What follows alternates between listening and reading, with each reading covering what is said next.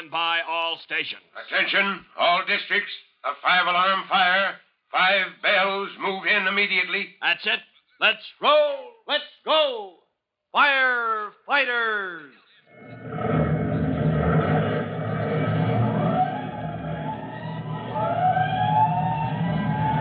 Presenting Firefighters, the true-to-life story of our unsung heroes who stand ready to ride by day or night against our most murderous enemy, the demon of fire.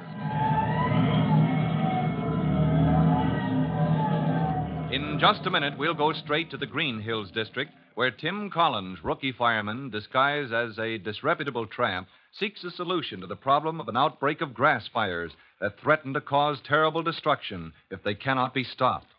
But before we join Tim Collins in his investigation, here's something you ought to know.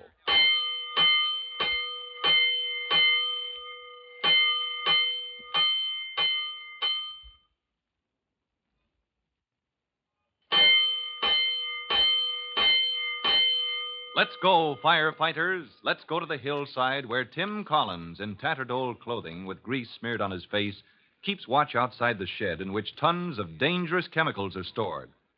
Unknown to Tim, 2 members of the gang of boys he hopes to encounter are snug in a cave the gang has scooped from the sandy soil beneath the shed. The 2 boys, Red and Sandy, have spotted Tim, who lies on the ground pretending to sleep, while in the faint light of the cave, Sandy complains. What are we going to do now, Red? We can't get out of the cave now with that old tramp sleeping outside. I know. As long as we have to stay here, let's roast the potatoes. In here? Start a fire in here? Why not? We get plenty of firewood. Look, we bury the spuds in the sand and build a fire on top, and they'll roast better and home in the oven. We better be careful. We don't want to burn up our whole wood pile. Oh, we'll be careful, all right. Go on, start burying the spuds. Sandy covers the potatoes with sand, piling an armful of twigs and sticks above them, and Red strikes a match. A moment later, Tim Collins, lying on the ground outside the shed, springs to his feet. Oh, where's that smoke coming from? Oh, good grief, it's in those bushes. Maybe I can stamp it out. And as Tim Collins, in his tattered disguise, attempts to find the source of the smoke that pours from the mouth of the boys' tunnel, there is panic in the cave below the storage shed, where the boys choke in the sudden gush of smoke from their cooking fire. Red, I can't see. I can't breathe. Come on, Sandy. We gotta get out. Where's the tunnel? I can't find it. Red, don't leave me here. Nobody's gonna leave you. Here's the tunnel. We can't go out there. It's full of smoke. Hurry up, Sandy. Crawl through that tunnel. No, Red, no. The smoke is so thick. It's worse than the tunnel. It's like a chimney. You start crawling or I'll push you all the way. No. All right, Red. All right, quit pushing me. There's the end of the tunnel. Go on outside. Help. Hey, mister, pull me out. Get me out, mister. Give me a hand. All right, out you come. Anybody else down that hole? Only me. Uh-oh, give me a hand, son. Never mind, I can make it. Oh, I'm out. Chiggers, Red, run for home. Not so fast. There, stick around, Red. I've got you. Yeah, well, let me go. I'm not going to run. Sandy, you come back here. Hey, no, Red. Maybe the whole shed is going to burn. Hey, that's where you got to come back. Oh, we started that fire, Red. Gosh, the firemen will catch us. So what? We did it. We got to fix it. You come on back here. No, son. You keep on going. Get down to that fire alarm box at Pearson Vesey. Pull the box. And, son. Yeah? Stand by that box. Don't run away when the firemen come. Gee, I'm scared. Listen to me. Do you know what's in this shed? All kind of boxes and big cans. We look through the cracks in the floor. That's how we get light for the cave, through the cracks in the floor. Cave, huh? You got a cave under there. That's where you hid. Oh, look, let me go. I got to go back under there. Sandy, you go pull the alarm like he said. Yeah, and stand by. Tell the firemen the chemical shed is on fire and show them the way. Okay. Gee, I wish we hadn't done it. All right, now, quick, Red. This cave down there, is that where the fire is? Yeah, sure. We were roasting potatoes. Only the cave got full of smoke and we had to get out. Uh-huh. Look, will you let me go? All right, you bet. And get away from here fast. When the heat reaches those chemicals, this whole hillside may blow up. Oh, gee, I got to get back under there. Look, mister, I got to go back in the cave. I can throw sand on the fire. Maybe I can put it out. No, Red. It's too dangerous. I'm going to try it myself. Hey, no, you'll get stuck. You could get stuck in the tunnel. I've got to try. Now get away from here, please. Get back where you'll be safe. Oh, gee, he's going to do it. He'll get stuck in the sand. And it's all my fault. As Red feels for the first time the awful results of his carelessness, Chief Cody's fast car pulls up at the alarm box where Sandy waits to direct the fireman.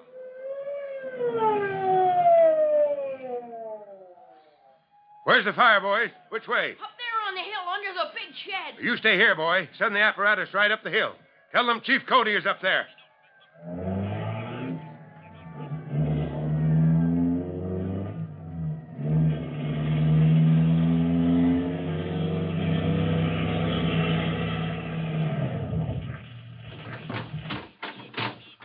You redhead there.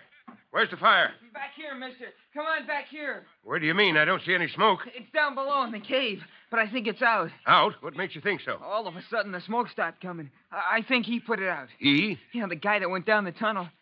Look, I was going down and throw sand on the fire, but he wouldn't let me. And I told him he'd get stuck, and he is. Now, give me this straight, son. There's somebody down there, one of you boys? No, just some guy, a terrible, dirty old tramp. Must be Collins. Huh? Well, never mind. This man, this tramp, he's under the shed. Is that right? Yeah, that's what I said. And the smoke stopped coming out, so maybe he stopped the fire. But then the tunnel... Oh, what tunnel? You can't see it now because it caved in. Right where you're looking, that's where it started. But it's all caved in. In a quick glance, Chief Cody realizes that Tim Collins has been trapped by the sliding sand, and the fire in the shed may still be smoldering. As the hook and ladder truck pounds up the road that climbs the hillside, the chief waves it to a standstill. Men, get inside the shed here. Gee, mister, the man in the cave, you gotta dig him out. If there's a fire, we've got to stop it before it gets to him. Or before those chemicals blow us all sky high. Oh, but maybe he'll smother. I'll do it myself. Now, hold on, boy. You can't dig him out with your hands. 2 men with shovels. Yes, sir. Man buried here. Hooksy Collins is caught in the sand. It's all right, son. We'll get him out. Now stand back. Don't get in our way. All right, now. Easy with those shovels. Clear the sand off his legs. He's all white in the face. Is he hurt bad, mister? You still here, boy. Now let him breathe. Will you stand back? All right, man. I'll finish this with my hands. Brush the sand off him. All right. Now somebody give me a lift. I got his arm. I'll carry his arm. Not you, boy. Will you get out of the way? Hey, look at he's opening his eyes. Hiya, Red. Oh, hey, mister. Listen, you put the fire out. Gee, all the firemen came, but it was you. You did it yourself. Chief. That's true, Collins. You killed that fire. Oh, mister, listen. Listen, can't you? Hey, can't he? He can't hear you, boy. He's dropped off again. All right. Let's slide him onto the stretcher. All right. Gently now. Get that blanket tucked in. All right, there we are. Now take him away, man. I'm going too.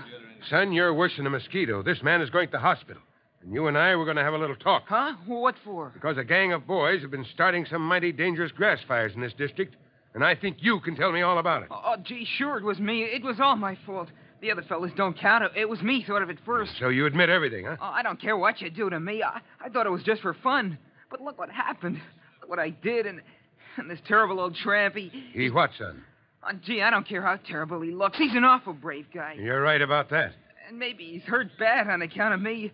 I gotta go to the hospital. I gotta find out. All right, son, you win. Call your friend down there at the alarm box. I'll run the pair of you over to the hospital. I was going there anyway.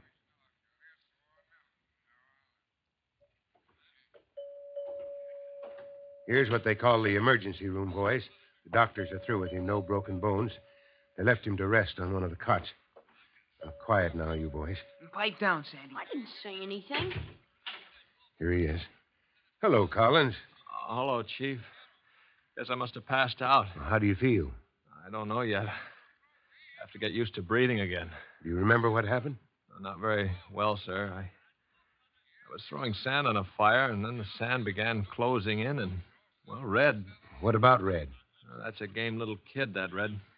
Chief, he wanted to tackle that fire himself. Yes, all kids are game, Collins.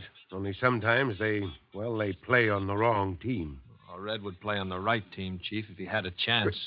You want to give him a chance after all the trouble he's caused the fire department and sending you to the hospital, Collins? Oh, gee, mister, I didn't know.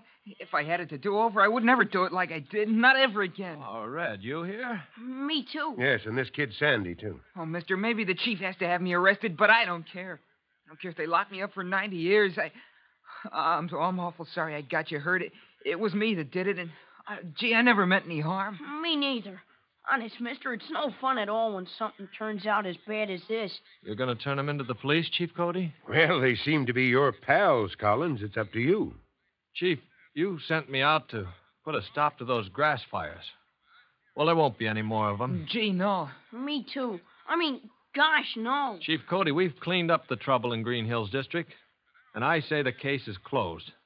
Matter of fact, we made a profit on the deal. A profit, Collins? What do you mean? Well, Chief, with Red and Sandy playing for our team, we'll have a whole gang of new recruits for the Firefighters Brigade.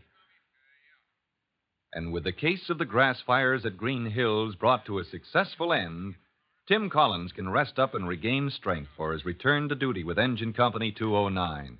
And his company needs him, because before long, 209 must fight the mysterious fire in the Ghost Factory. Don't miss our next true-to-life episode of The Firefighters.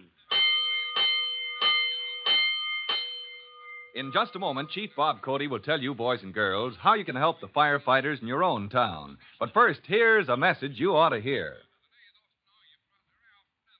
And now, Chief Bob Cody with a special notice for the Firefighters Brigade. Chief Cody. Hello, boys and girls. This is your friend, Chief Cody. You know how little fellows like to dig tunnels and caves. Well, one of the things you learn when you become a firefighter is that those tunnels and caves are dangerous. Every so often, the fire department is called to rescue some little fellow who gets caught in a cave-in. So help us, will you, by giving the younger boys and girls some good advice? Well, that's all, and so long for now. Fire Chief Cody and the young rookie fireman Tim Collins will be back on the same station the next time you hear... That's it. Let's roll. Let's go, Firefighters! Firefighters is a copyrighted feature of William F. Holland Productions.